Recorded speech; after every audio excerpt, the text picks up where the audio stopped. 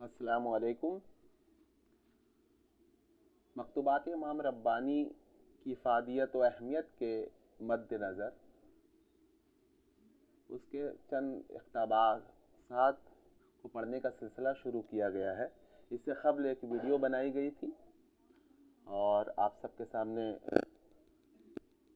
وہ ویڈیو پیش بھی کیا جا چکا ہے، جس میں مکتوبات امام ربانی کے چند گوشوں کو پڑھا گیا، چند اقتباسات آپ کے سامنے پیش کیے گئے۔ ان اقتباسات میں مجدد صاحب رحمۃ اللہ علیہ نے جس طرح کی گہرائی و گہرائی خاص طور سے تصوف کے ضمن میں ارشاد فرمایا ہے، وہ اپنی جگہ مسلم ہے اور ہم جیسوں کے لیے قابل تقلید ہے۔ اس زمانے میں طرح طرح کے فتنے رونما ہو رہے ہیں، کوئی کسی چیز کا انکار کرتا ہے تو کوئی خاص طور سے اسلاف اور ہم سے قبل گزر گئے اہل علم حضرات کی شان میں گستاخی کا ایک سلسلہ بھی چل پڑا ہے، اور اچھے اچھے نوجوان خاص طور سے جو پڑھے لکھے، جو کالج وغیرہ سے جن کی وابستگی ہے اور وہ دین کا گہرا علم نہیں رکھتے، نہ دین سے وابستہ جو افراد ہیں، جو ان کے ماہرین ہیں، ان کی صحبت میں بیٹھتے ہیں، خود کا مطالعہ کرتے ہیں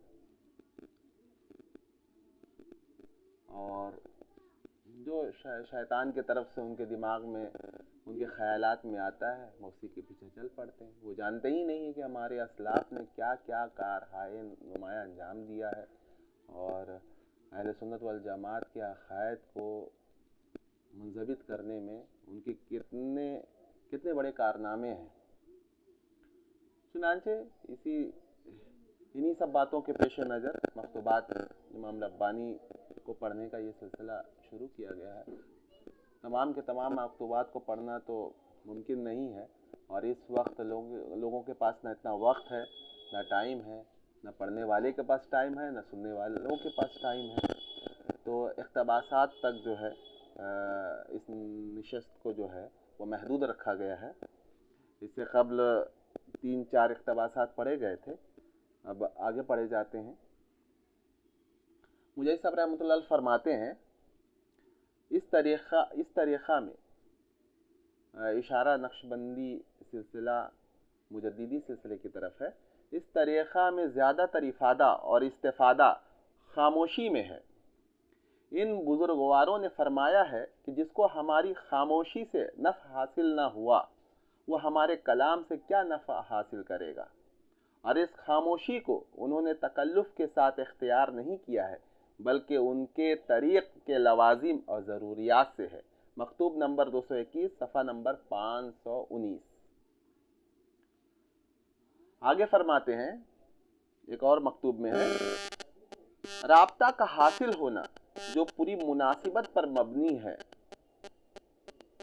غیبت کے زمانہ میں بڑی نعمت سمجھے، اور موانع کے دور ہونے تک دلوں کے قرب پر کفایت کریں، اور اس قرب کے باوجود بدنوں کے قرب کی خواہش کو ہاتھ سے نہ جانے دیں، کیونکہ پوری نعمت اسی قرب پر موقوف ہے۔ خواجہ ویس کرنی رحمۃ اللہ علیہ کو باوجود قرب قلبی کے چونکہ قرب بدنی حاصل نہ ہوا، اس لیے ان لوگوں میں سے ادنیٰ آدمی کے درجے کو بھی نہیں پہنچے جن کو قرب بدنی حاصل تھا۔ یہی وجہ ہے کہ اس کا سونے کا پہاڑ خرچ کرنا ان کے ایک سیر بھر جو خرچ کرنے کے برابر نہیں ہوتا، پس صحبت کے برابر کوئی چیز نہیں ہے۔ مکتوب نمبر 222، صفحہ نمبر 522۔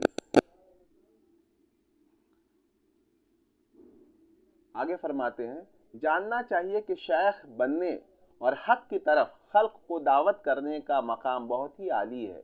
آپ نے سنا ہوگا کہ شیخ اپنی قوم میں ایسا ہے جیسے نبی اپنی امت میں۔ ہر بے سر و سامان کو اس بلند مرتبہ سے کیا مناسبت ہے؟ ہر گدائے مرد میدان شود، اس شے آخر سلیمان کے شود۔ ہر گداگر مرد میدان نہیں ہو سکتا، پھر مچھر آخر سلیمان کیسے بن سکتا ہے؟ صفحہ نمبر 524۔ ایک اور جگہ ارشاد فرماتے ہیں مجدی صاحب رحمۃ اللہ علیہ، کیا نہیں جانتا کہ حق تعالیٰ کی رضامندی شیخ کی رضامندی سے وابستہ ہے، اور حق تعالیٰ کا غضب شیخ کے غضب پر موقوف ہے؟ صفحہ نمبر 524۔ آگے رقم تراز ہیں۔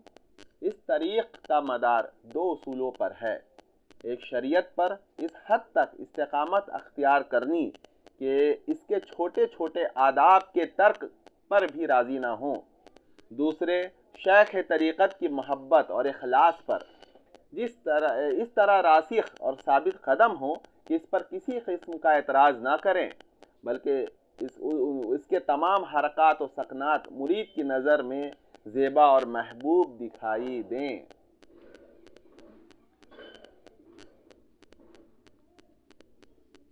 آگے فرماتے ہیں، حضرت صلی اللہ علیہ وآلہ وسلم کا عمل دو طرح پر ہے، ایک عبادت کے طریق پر، دوسرا عرف اور عادت کے طور پر۔ وہ عمل جو عبادت کے طریق پر ہے اس کے خلاف کرنا بدعت منکرہ جانتا ہوں، اور اس کے منع کرنے میں بہت مبالغہ کرتا ہوں کہ یہ دین میں نئی بات ہے، اور وہ متردد ہے اور وہ مردود ہے۔ اور وہ عمل جو عرف و عادت کے طور پر ہے اس کے خلاف کو بدعت منکرہ نہیں جانتا، اور نہ ہی اس کے منع کرنے میں مبالغہ کرتا ہوں، کیونکہ وہ دین سے تعلق نہیں رکھتا۔ اس کا ہونا یا نہ ہونا عرف و عادت پر مبنی ہے، نہ کہ دین و مذہب پر، کیونکہ بعض شہروں کا عرف بعض شہروں کے عرف کے برخلاف ہے، اور ایسے ہی ایک شہر میں زمانوں کے تفاوت کے اعتبار سے عرف میں تفاوت ظاہر ہے۔ البتہ عادی سنت کو مد نظر رکھنا بھی بہت سے فائدوں اور سعادتوں کا موجب ہے۔ صفحہ 535۔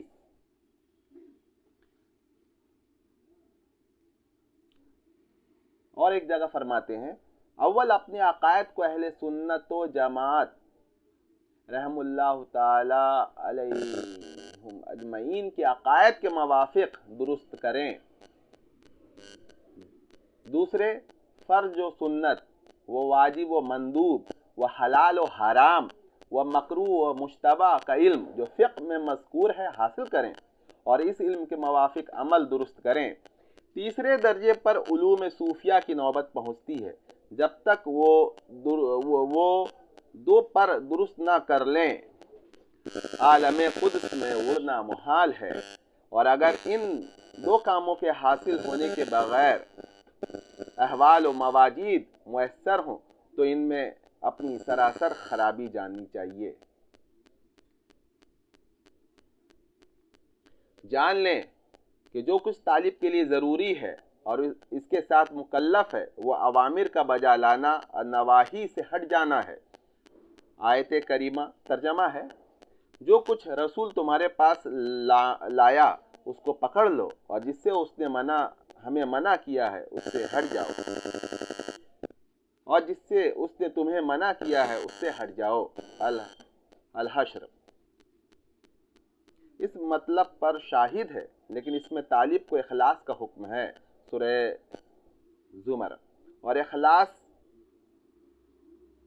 بغیر فنا کے حاصل نہیں ہوتا، اور محبت ذاتیہ کے سوا متصور نہیں۔ اس لیے طریق صوفیہ کا سلوک بھی جس سے فنا اور محبت ذاتیہ حاصل ہے ضروری ہے تاکہ اخلاص کی حقیقت ہاتھ آئے۔ حصہ چہارم دفتر اول مکتوب نمبر 243، صفحہ 568۔ یہ چند اقتباسات تھے مکتوبات امام ربانی سے، اور جن کی معرفت اور جس کی گہرائی و گہرائی سے آپ حضرات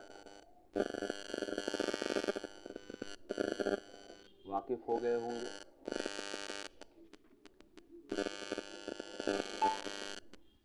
ان اقتباسات میں مجدد صاحب رحمۃ اللہ علیہ نے خاص طور پر شیخ کی صحبت پر بہت زور دیا ہے،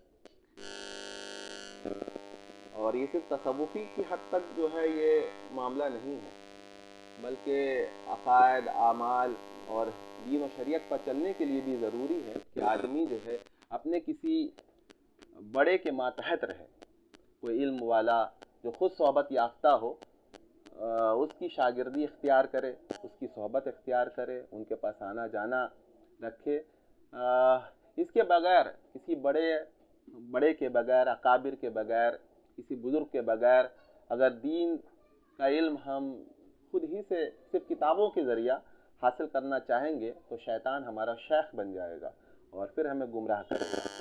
اور ہم اپنی آنکھوں سے دیکھ بھی رہے ہیں کہ آج جو ہے غیر مقلدین کا اور اس سے نکلے ہوئے اور مختلف فرقے ہے نا کیا کیا باتیں جو ہے وہ پیش کرتے ہیں، ہے نا، مرزا انجینئر ہے نا، وہ تو بڑے مقبول ہیں، اور نوجوان کا ایک بہت بڑا طبقہ جو ہے ان کا گرویدہ بنا ہوا ہے۔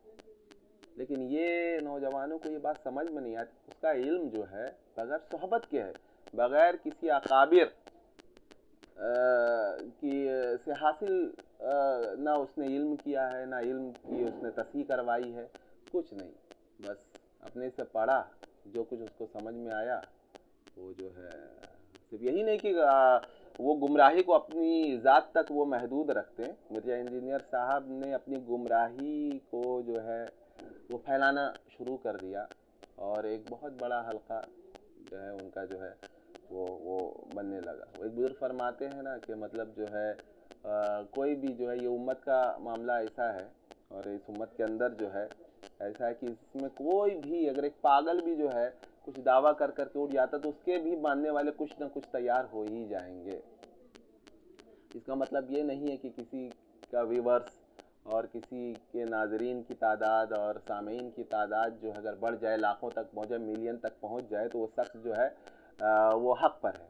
یہ معیار ہی نہیں ہے، یہ معیار نہیں ہے حق کا۔ حق جو ہے ہمارے اسلاف سے جو ہے وابستہ ہے۔ ہم یہ دیکھیں کہ مکتوبات میں کیا لکھا ہے، حضرت شاہ ولی اللہ مہدی دہلوی رحمۃ اللہ نے اپنی کتابوں میں کیا لکھا ہے، حضرت شاہ عبدالعزیز مہدی دہلوی رحمۃ اللہ نے کیا لکھا ہے، اور امام احمد بن حنبل ہیں، امام شافعی ہیں، امام مالک ہیں، جس سے جو ہے ہمارا جو ہے فرقہ ناجیہ اہل سنت والجماعت جن کی تحقیقات پر مبنی ہے اور جن کی باتوں کو دیا جاتا ہے، اور واقعی میں وہ شخصیتیں ایسی ہیں، اگر کوئی پڑھے ہے نا، ڈیپتھ میں پڑھے، گہرائی میں پڑھے ہے نا، تو پتہ چلے کہ وہ حضرات کیا تھے۔ خود وہ لوگ جو منکر ہو گئے ان اسلاف کے اور ان اکابر کے، ان کا علم بھی انہی حضرات کے طفیل ہے، انہی حضرات نے جو محنت کی ہے، جو احادیثیں جمع کی، جو علوم حاصل کیے اور پھر ہم تک پہنچے ہیں، انہی حضرات کے ذریعہ پہنچے ہیں، اور ہم ہیں کہ بدین حضرات کے اوپر جو ہے وہ تنقید کرتے ہیں اور کہتے ہیں کہ یہ کچھ نہیں ہے۔ تو یہ ایک بہت بڑی بات ہے۔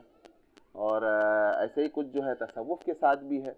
تصوف کے ساتھ یہ معاملہ ہے کہ بہت سے غالی مطلب جعلی اور نام نہاد صوفیہ کی ایک بہت بڑی تعداد ہے، اور ہر محلے میں، ہر گلی میں، مسلم محلے میں ایسے پیروں کی جو ہے وہ آمد ہوتی رہتی ہے، اور جاہل مرید بھی بہت ہیں جو خود نہ تصوف سمجھتے ہیں نہ دوسروں کو سمجھنے دیتے ہیں۔ وہ تصوف کا ایک الگ ہی رنگ ہے۔ تو اگر تصوف کو نہ سمجھا جائے تو یہ ایک الگ طرح کی گمراہی آ جائے گی۔ مدعی صاحب رحمۃ اللہ نے ایک جگہ فرمایا ہے کہ اکثر جو گمراہ فرقے نکلے ہیں اس کا کہیں نہ کہیں تعلق تصوف سے ہے، کیونکہ تصوف جو ہے وہ علم باطن ہے اور یہ اکتسابی علم نہیں ہے، تو اس میں گمراہی کا بہت زیادہ چانس رہتا ہے۔